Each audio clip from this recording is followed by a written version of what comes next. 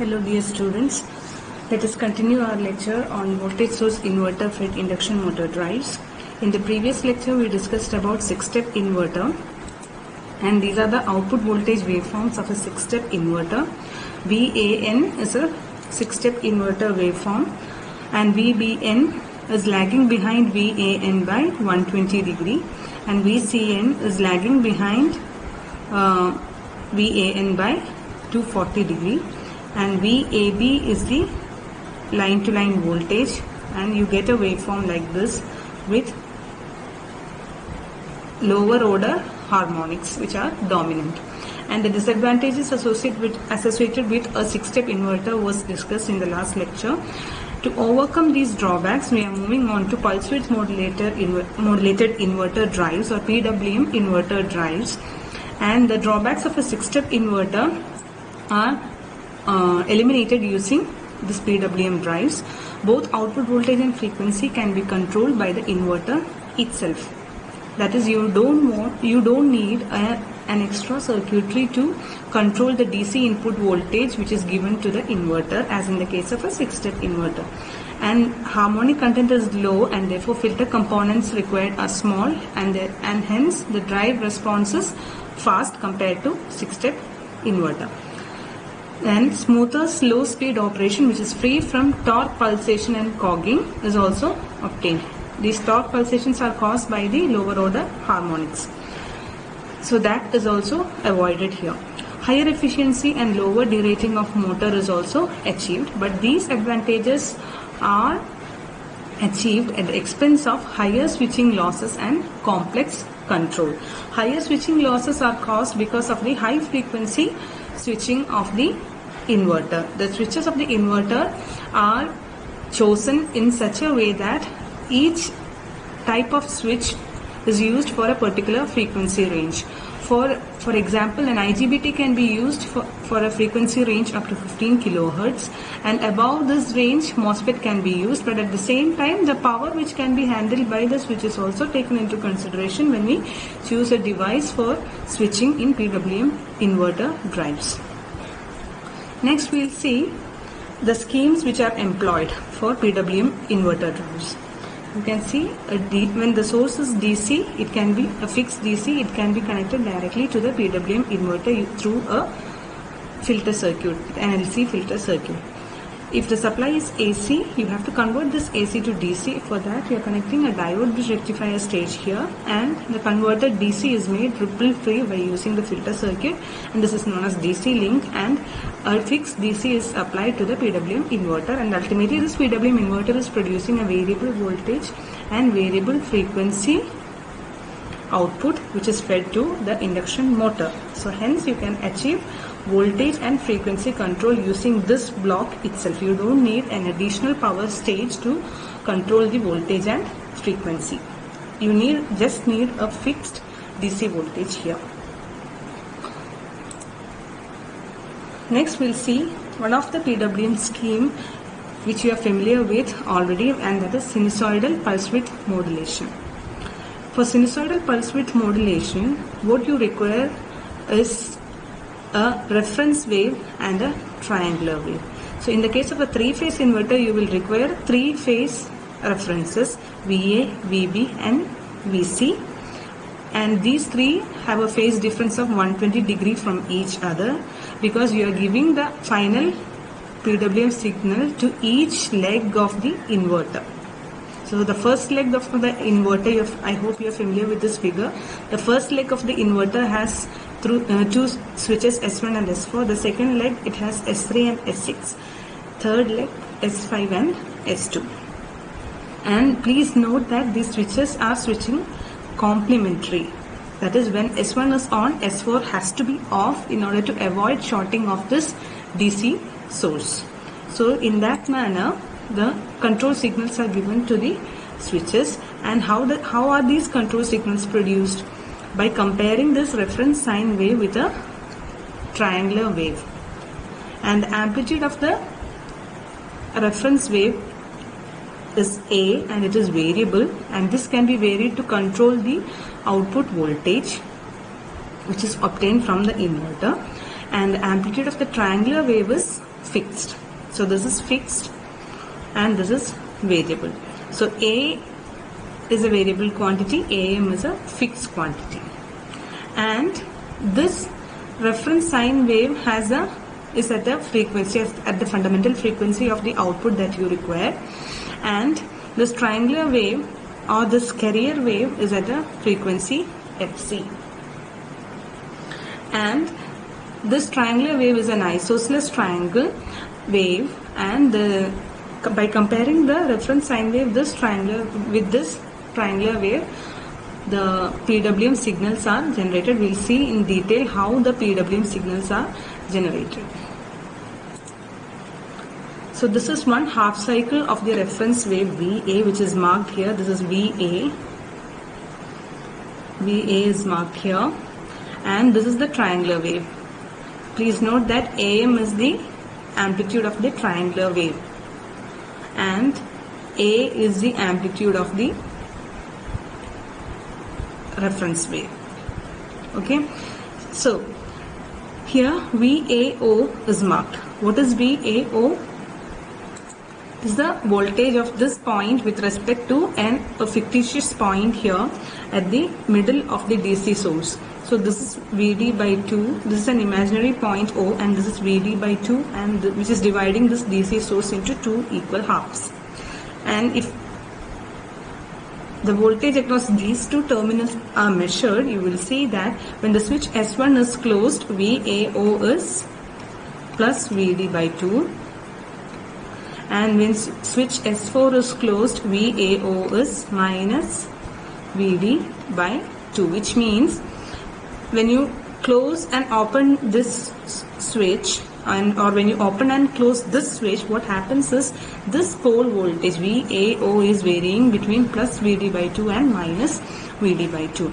So the control signals are generated in such a manner that when the triangular signal is greater than the modulating signal, or when the carrier signal is greater than the modulating signal, you see the bottom switch is on, and when the modulating signal is greater than the carrier signal or the triangular wave, you see the top switch is on, which means the output is 0.5 VD or VD by 2 when the modulating signal is greater than the triangular signal, and when the modulating signal is less than the value of the triangular wave, the bottom switch is on and the output VAO is minus 0.5 VD.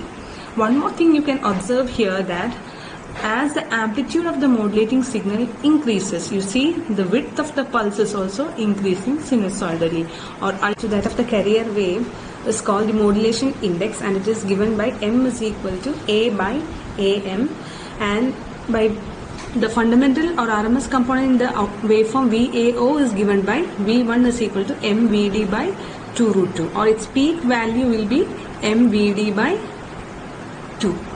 You can see that the modulation index is determining this peak value or the output waveform VAO. So the voltage output of the inverter can be controlled by varying the amplitude of the reference wave, that is A. You know that AM is fixed.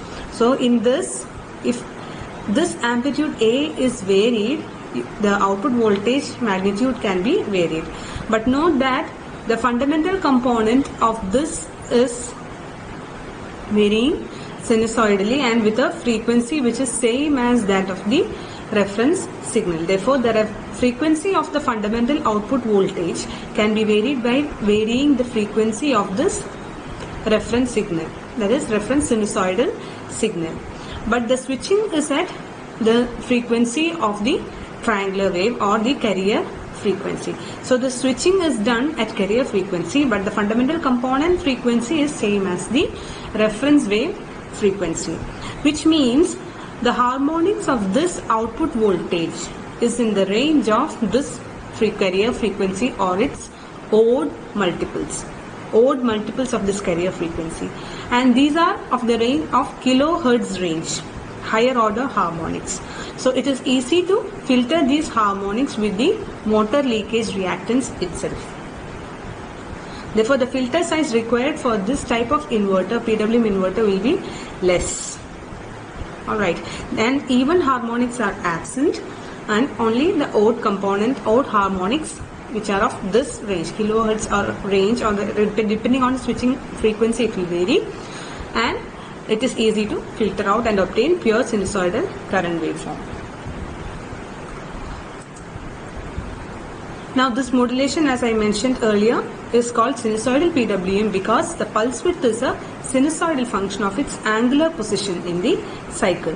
Now you can see we have just discussed about this particular phase S1 and S4. The same output voltage waveform can be obtained for VBO and VCO, which are shifted by 120 degree, because the reference wave for this leg is delayed by 120 degree, and the third phase will be delayed by further another 120 degree, which means you will get three-phase balanced output voltage. Now this is the sine PWM implementation for a line voltage VAB. You can see it is plotted here. VAB is obtained by subtracting VBO from VAO. This is VAO and this is VBO. So VAO we just discussed about VA, which is compared with the triangle VT, and this is VA. Okay, and this is VB, which is lagging behind VA by 120 degree.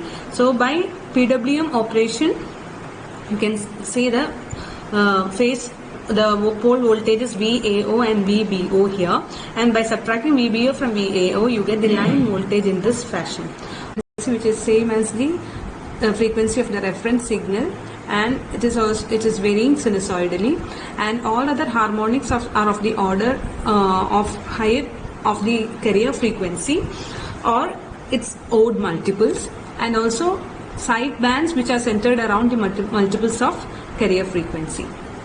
So with this high frequency switching, you can say that the switching losses are increased, but at the same time the harmonics are easily filtered using the motor leakage reactance itself. Also, the modulation index, the sinusoidal pulse width modulation, reaches its boundary when m is equal to 1, or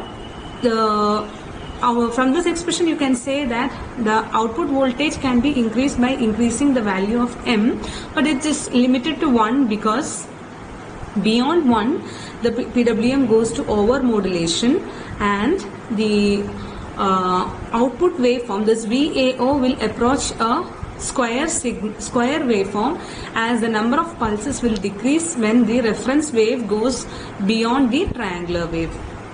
Okay, so as this VAO approaches a square wave, this you will get 6-step inverter output voltage along its line terminals, which means lower order harmonics will again come into picture if modulation index is increased beyond 1. So to conclude with the sinusoidal pulse width modulation, we can say that the motor losses will decrease with with the use of PWM inverters, but at the same time there will be an increase in the switching losses of the drive system, because the switches are chosen in such a manner depending upon how fast the device can switch, whether it is IGBT or MOSFET or GT or power BJT. We are choosing the device based on how fast it can switch, and along with that the on-state drop and the switching loss of each device is also considered depending on the power level for which you are going to use the drive. So a wise decision has to be made by compromising between the switching losses and the power capability of the switching device when it is chosen for a drive application. So in the next session we are starting with braking and multi-quadrant control. Here you can see the 4 quadrants of operation of the drive, that is forward motoring, forward regenerative braking, reverse motoring and reverse regenerative braking. Let us consider a simple example. Consider an electric locomotive which is driven by an induction motor drive, and see here you can see it is moving uphill. So in that case, power is required by the motor to drive the locomotive uphill, and speed is positive and the torque developed is also positive.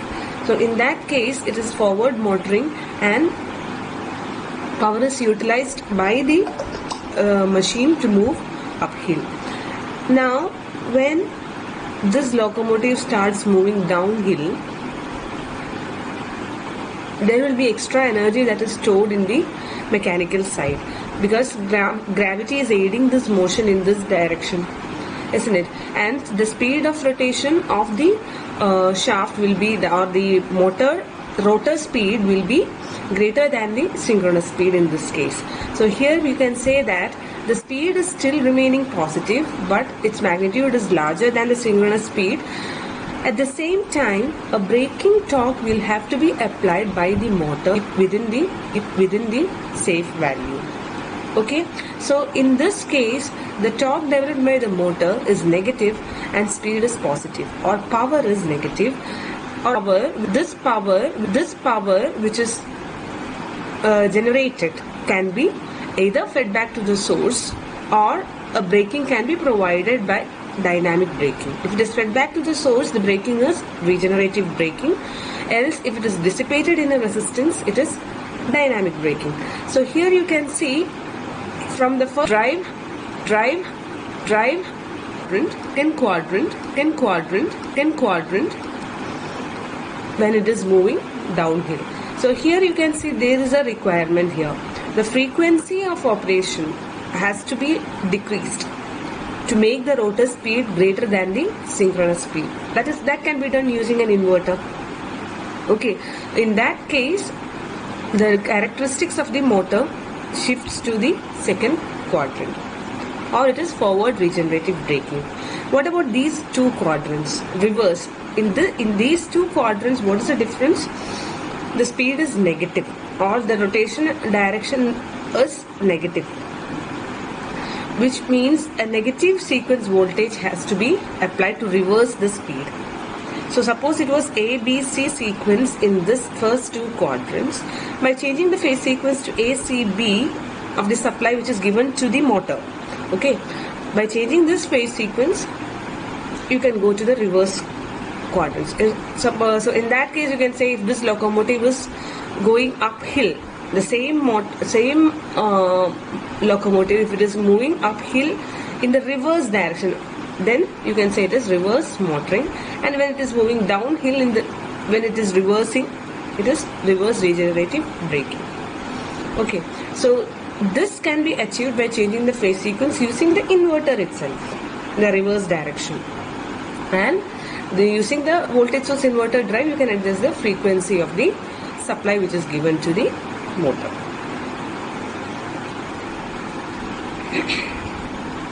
Okay, let us go into a little more details.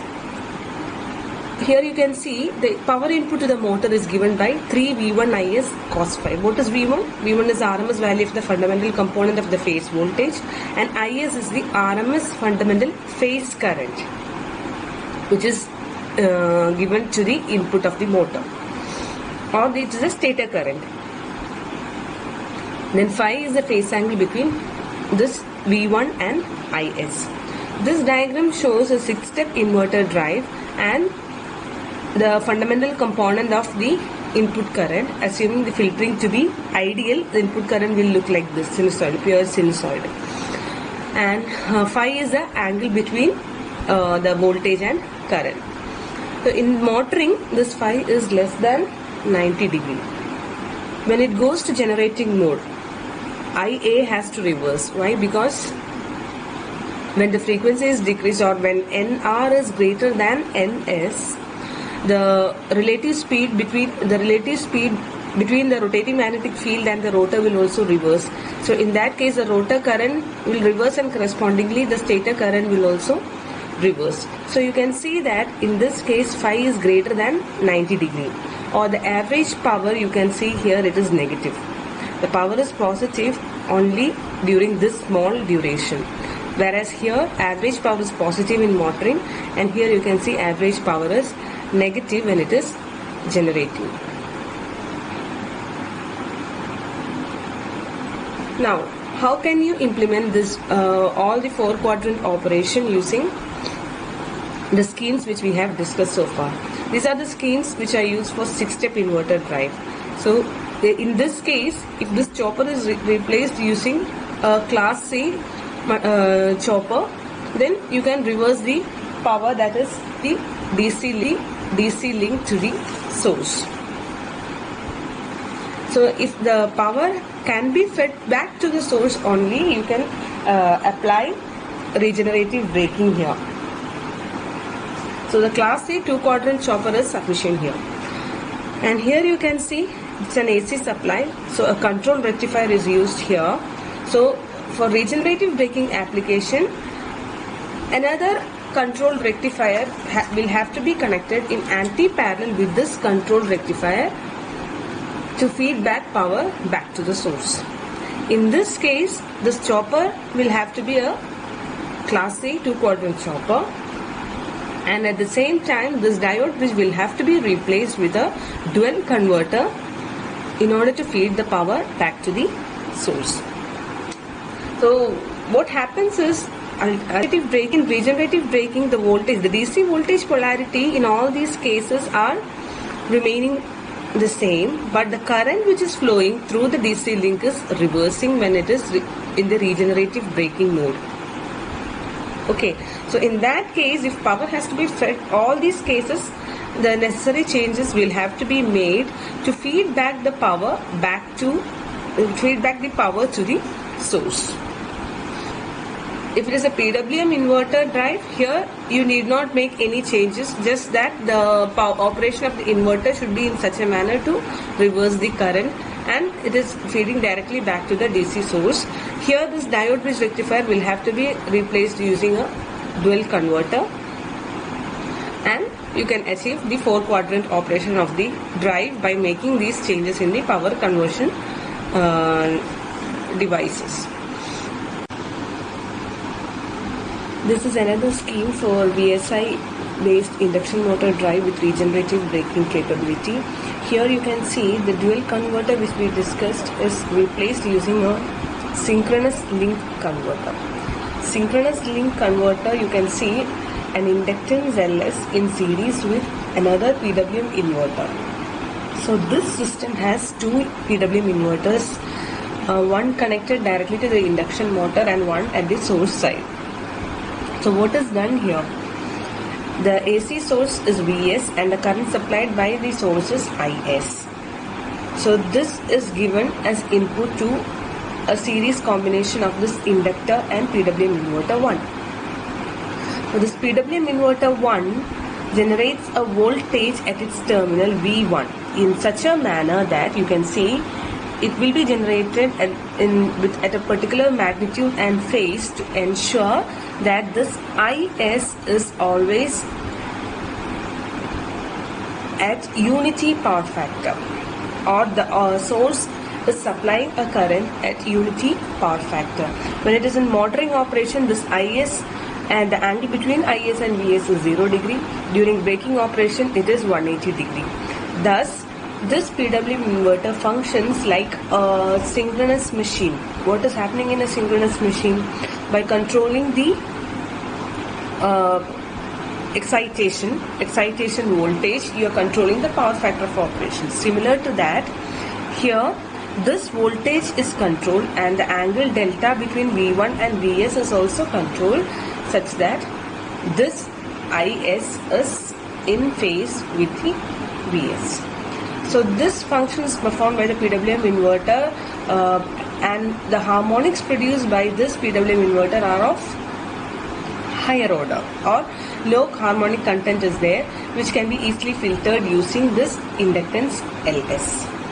So this J omega Ls Is drop will control the angle delta.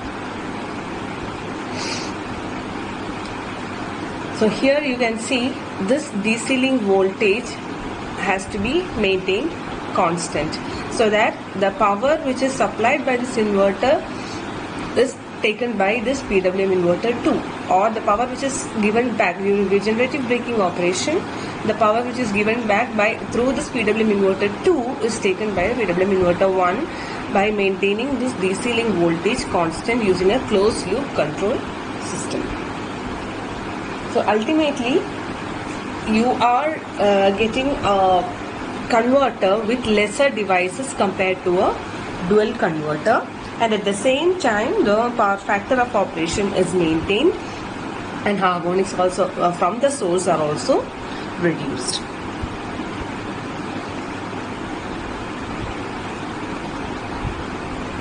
Dynamic braking. So that in the previous discussion we were always telling about giving back the power that is generated from the induction motor to the source. So if the source doesn't have a capability to take back that power, or if there are suppose if there are no extra loads which are connected to the output of the diode bridge to make use of that power, this power will be wasted in a resistance and to break the motor. So that is known as dynamic braking. So in that scheme there will be two switches, SW, and a switch in series with the resistor which is connected in parallel to the DC link also. So when the drive goes to regenerative mode, the switch SW will be opened. Okay, so in the regenerative mode, ID will be flowing in this direction and it will be charging this capacitor, DC link capacitor. So when the DC link voltage goes beyond a set value, what will happen? This switch S, which is a transistor switch, it will close and the energy from this capacitor will be dissipated across this resistance R. Alright, and as long as this capacitor voltage is this capacitor discharges and it goes below a set value, what happens, or its nominal value, the switch S will be opened. So the capacitor voltage as it increases and crosses a set value, this resistance will come into picture as switch S gets closed. That is how the energy is stored and dissipated. So the energy which is given back from the induction motor is stored and then it is dissipated. So this switching operation, the operation of this switch will control the energy that is dissipated in this resistance R. So with this we are coming to an end of the discussion on voltage source inverter fed induction motor drives. Thank you.